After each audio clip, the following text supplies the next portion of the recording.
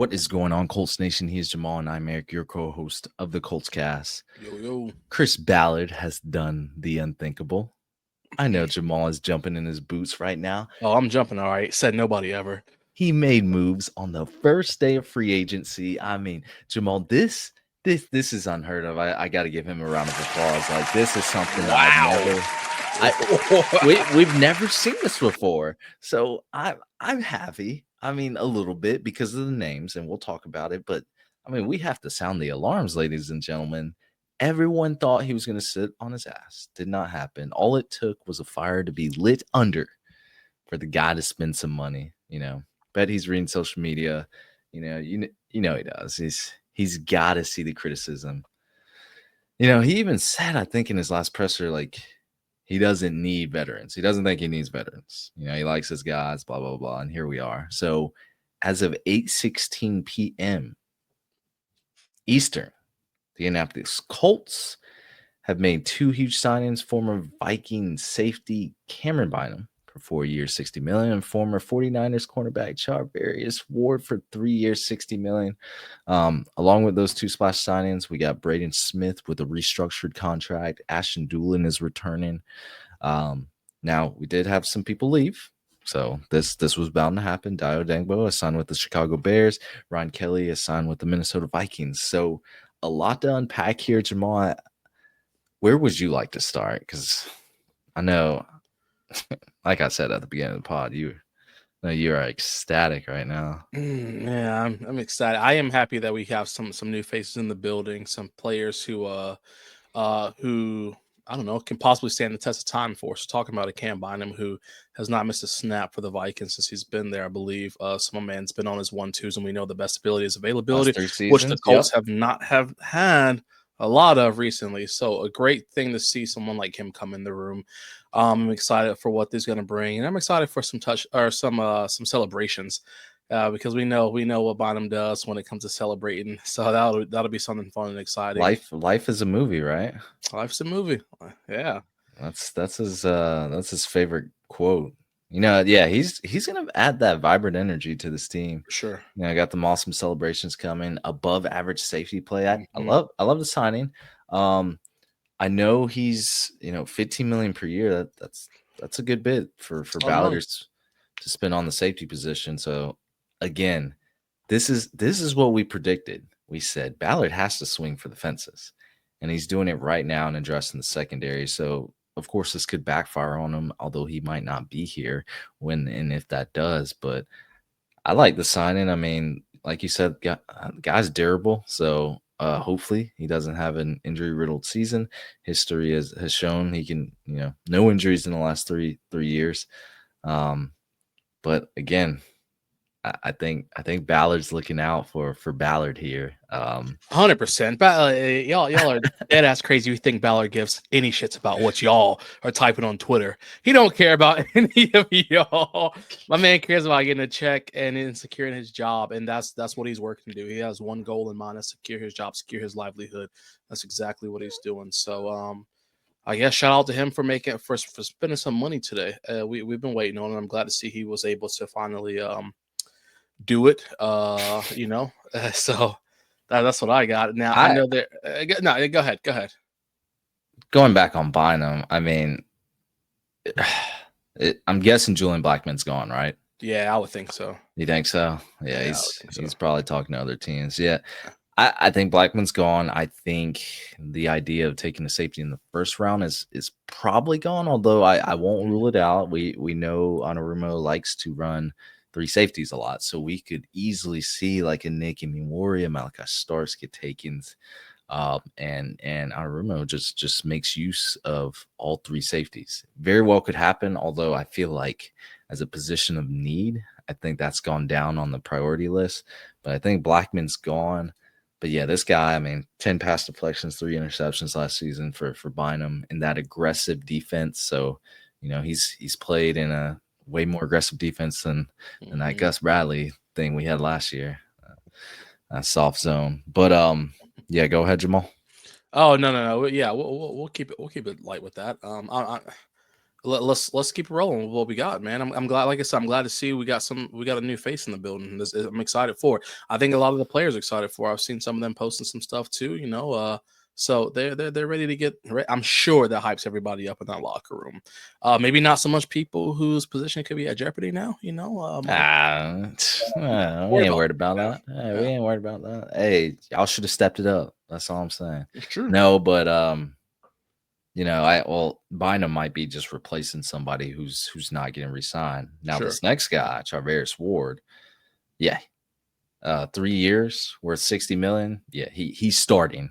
Just based off the numbers, and we all know it. Former All-Pro, former Pro Bowler. I think we're getting a true number one cornerback that's heading to Indy. I mean, Jamal, this is reminiscent of when Stephon Gilmore got signed. That's right around when we started this pod, and I said he was going to be the most impactful player during that Matt Ryan era. Yeah. And y'all laughed at me.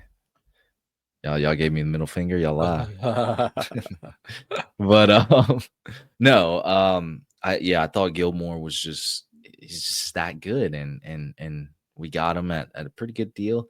I think Ward is a little more expensive here, but boy, did he have a 2023 season. He has the second most pass deflections since 2023, only behind Derek Stingley Jr. with 30. That's the type of production I love to see. Someone who's going to deny these completions. We were a bottom 5 team in completion percentage allowed. Any quarterback was cooking us. I mean, Drew Lock, vintage game.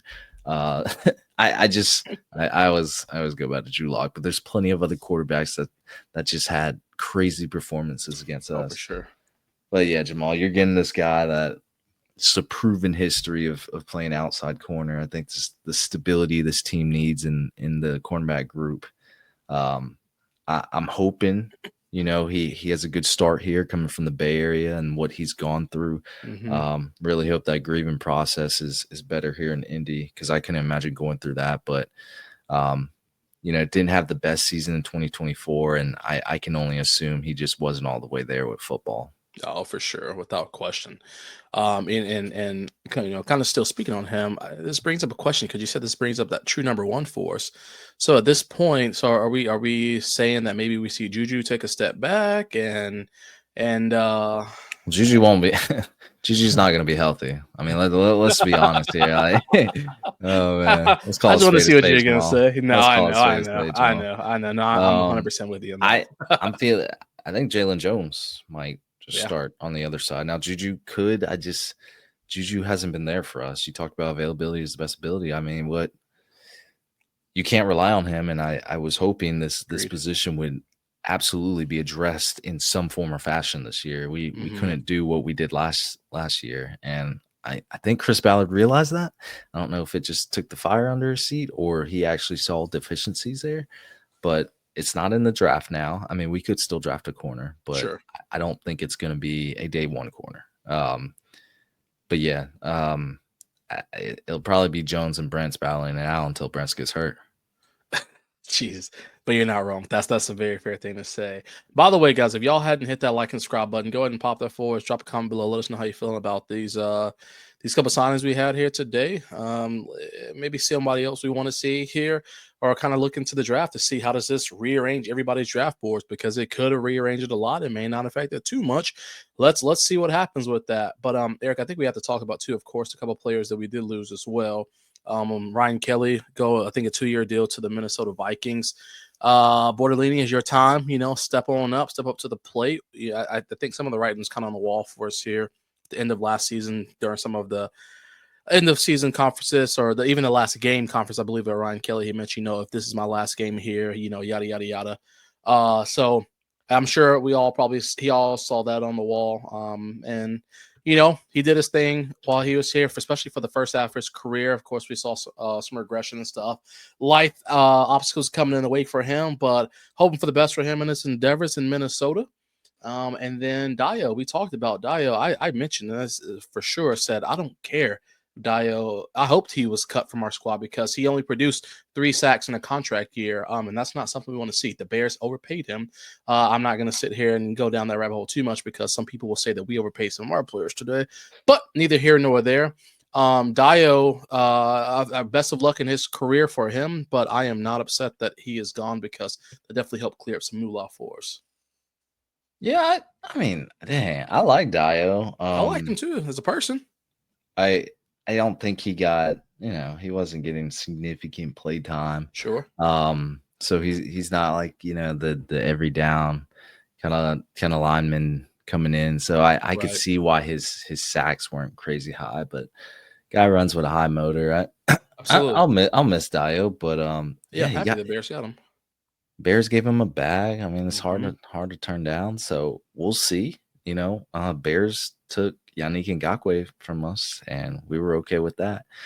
Turned out that was probably not the best move for them. So, look, wish Dio all the best. Absolutely. Ryan Kelly, I'm sure hurts a lot of fans because I think he was the longest tenured Colt for a while. I mean, he had to be. So yeah, I mean, he was originally a first round pick in 2016.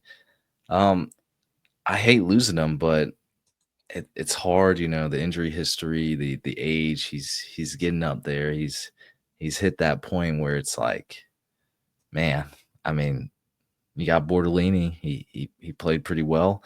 You got to give the young guy a look, right?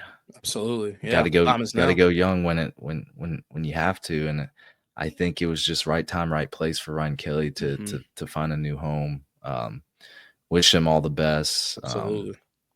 Really good guy. But yeah, it's hard to overlook what he's done for us, and he's been a killer. Yeah, absolutely. Absolutely. I think the last thing I'll say, I think people can finally stop talking about the Sam Darnold gossip that's been going on since he signed his thing, so he won't be coming here. Justin Fields, of course, obviously got signed as well, so he won't be coming here. So I guess that means we get Daniel Jones, baby. Either that or we head into the draft. I don't know. We're gonna see how this competition still builds up for the Colts. We'll see. Y'all hating on Daniel Jones, but it's probably, it's probably one of the best situations. Look. Hey, we'll talk about it in another episode. This is just a little roundup. Talk about everything that happened today. I ain't got time. That's all. Yeah, y'all. Some of y'all cry about everything, boy. I tell you what. Like, if Anthony Richardson can't beat out Daniel Jones, isn't there a problem here? Hey. Save it for another episode. I ain't got time. Yeah, we'll see who we actually sign, but I got plenty to say. Well, shoot, as far as it goes for me, man, that's it. Colts spent some money today, first time in 9 years. It's kind of nice to see. Ballard's back on your homie list. Shut up. Just stop lying to these people. Now, listen, y'all are the only people who get it. This dude literally bench all over for 9 years and said, I don't care about you. Now, all of a sudden, he signs 2 players and y'all forgive everything. That's the difference between me and you, Eric. I ain't like that. I'm not going to sit here and act like everything is forgiven that's just been done. While I'm happy that these did happen, yes, I am very happy. But that does not. That's just not the way life works. You can't just throw me a little change in my pocket and say, all right, forget about this abuse you've been putting me through for the past 9 years. It doesn't work like that, man. I don't know, $35 million a year to 2 players for the secondary. I don't know, Jamal. That's a good big chunk change. It is. I agree. And if it's not your money, then spend it. No, he didn't. We like our guys, though. We like our guys. I know. We must not like our guys too much more. Well, I like these 2 guys. I like these signings, and I'm interested to see what happens in the next week or so, man. Absolutely. Heck yeah. Because we got some more mock drafts coming, baby. I do love mock drafts. That's going to be it for us, everyone. Thank you for listening to the Colts Cast. We are live on Apple Podcasts, Spotify, YouTube, or any platform you use to listen to podcasts. We'll be back next time to give you some more Indianapolis Colts content. Later. Easy.